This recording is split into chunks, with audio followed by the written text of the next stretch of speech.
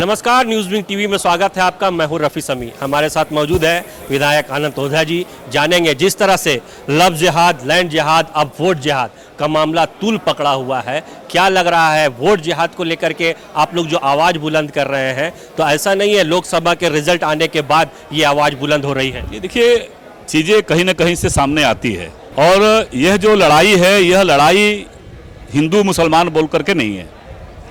यह इस प्रकार का भ्रम झारखंड मुक्ति मोर्चा, कांग्रेस और छद्म सेकुलरवादी जो राजनीतिक दलों के द्वारा लगातार निरंतरता के साथ इसी प्रकार का भ्रम बनाने का काम किया गया। मैंने अभी राजमहल विधानसभा क्षेत्र में जो भी संपन्न लोकसभा का चुनाव हुआ है, इस लोकसभा चुनाव में मैंने 73 बूथों का सूची चुनाव आयोग के पास समर्पित किया है। हमारे क्षेत्र में अन्य बूथों पर भी मतदाताओं की संख्या बढ़ी है, उसमें से कई मुस्लिम बूथ भी है।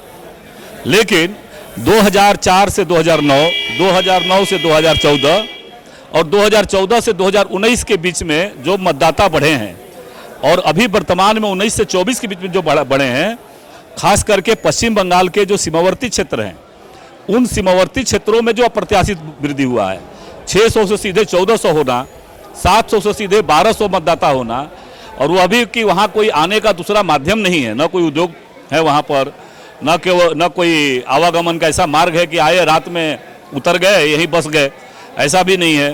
तो यह जो अप्रत्याशित वृद्धि हुआ है, यही है वोट जिहाद, और इसको लेकर के हमने चुनाव आयोग के पास आग्रह किया है। 73 बूथों का मैंने सूची उनको सौंपा है और वह सूची सीमावर्ती क्षेत्रों का केवल सौंपा है, और उसमें हमने आयोग से आग्रह किया है कि 2014 से 2019 के बीच में केवल एक प्रखंड में बताता हूं आपके माध्यम से कि मतदाता की संख्या मात्र 8000 बढ़ती है, और 19 से 24 के बीच में ये 24000 कहाँ से बढ़ जाती है। तो इसीलिए यह जो अप्रत्याशित वृद्धि हुआ है, यह अप्रत्याशित वृद्धि का चुनाव आयोग जांच कराए। और पहले भी इस प्रकार की घटनाएं घटी है। 90 के दशक में जब आंदोलन हुए थे, वहाँ हम लोगों ने लड़ाई लड़ा और अंत में वहाँ के जिला के उस समय के तत्कालीन डीसी सुभाष शर्मा जी ने 7000 से अधिक मतदाताओं का नाम डिलीट करने का काम किया था। शायद उस समय की भी सरकार जो थी, वो अभी छद्म सेकुलरवाद के आधार पर सरकार चलती थी। वो सरकार उस समय भी अगर डिपोर्ट कर दिया होता तो इनको भय होता, इनको डर होता। और इसीलिए हमको चुनाव आयोग स्वतंत्र संस्था है, स्वायत्त संस्था है, हमें विश्वास है कि आयोग गंभीरता से इसकी जांच कराएगा। राज्य निर्वाचन आयोग के पास भी गुहार लगा है, केंद्रीय चुनाव आयोग के पास भी हम लोगों ने गुहार लगाई है, और मुझे विश्वास है कि चुनाव आयोग निश्चित रूप से ऐसे जो अवैध मतदाता सूची में नाम चढ़े हुए हैं उसको डिलीट करने की दिशा में, और बाद में सरकार उसको डिपोर्ट करने की दिशा में काम करेगी। क्या लगता है ये स्ट्रैटेजी के तहत सरकार के द्वारा ही ये किया जा रहा है, या फिर क्या स्ट्रैटेजी है? नहीं, मैं तो ये मानता हूं कि जो वर्तमान सरकार है, यह वोट बैंक की राजनीति के लिए अल्पसंख्यकवाद को पोषित करने वाले जो इनके कुकृत्य है, उसके कारण से यह इस प्रकार के बांग्लादेशी घुसपैठ के मुद्दे पर यह मौन बनी हुई है। वर्तमान सदन इसी सरकार का यह इस बात का साक्षी है कि हमने इस सदन में 2 ही मांग किया था कि संथाल पन्ना में बहुत तेजी से बदलाव हो रहा है। बड़े पैमाने पर बाहर के लोग आकर के जल जंगल जमीन पर कब्जा कर रहे हैं। ऐसा नहीं कि संथाल में 14 से पहले या 9 से पहले मुस्लिम आबादी नहीं था, लेकिन रबिका पहाड़िन जैसी एक बेटी, आदिम जनजाति के बेटी को जिस तरीके से टुकड़ों में काटा गया, यह अतिवादी विचार संथाल पन्ना के अंदर ये कभी नहीं रहा है। तो ये अतिवादी विचार आ रहे हैं, वहाँ की डेमोग्राफी बदल रही है, जमाई टोला बन रहे हैं, बड़े पैमाने पर वोट जिहाद का भी अब खेल चल रहा है। इसलिए आप एक टास्क फोर्स बना दीजिए, आप ही की सरकार है, आप ही के पदाधिकारी सारे पर चलते हैं, आप एक टास्क फोर्स बनाइए। और दूसरा, एनआरसी अपडेशन को लेकर के टोकन के रूप में साहेबगंज पाकुड़ जिले को लेकर के आप भारत सरकार को प्रेषित कर दीजिए।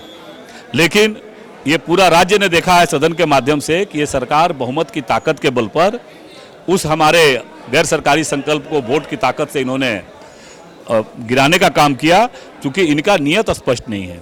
ये वोट बैंक के लिए इस प्रकार के चीज़ों समझौता करते हैं, न तो इनका नीति स्पष्ट है, न तो इनका नियत स्पष्ट है। अब आप लोगों का क्या स्टैंड?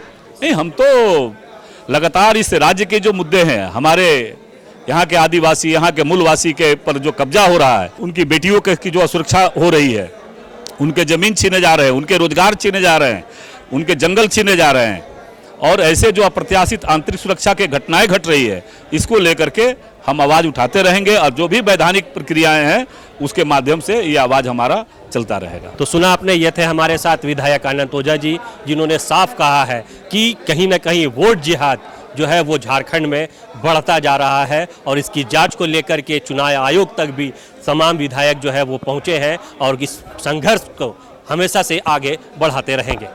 देखने वाली बात होगी कि जिस तरह से चुनाव आयोग, केंद्रीय चुनाव आयोग तक ये बात पहुंचा है, कब तक इसे संज्ञान में लिया जाता है और इस बाबत क्या कुछ एक्शन होता है। सहयोगी राकेश के साथ रफी समी, न्यूज़ विंग, रांची। ये आपकी उंगलियां भी बरतेंगी। ये देखिए सर, A1 क्वालिटी का सीमेंट लगा रहा हूं मैं।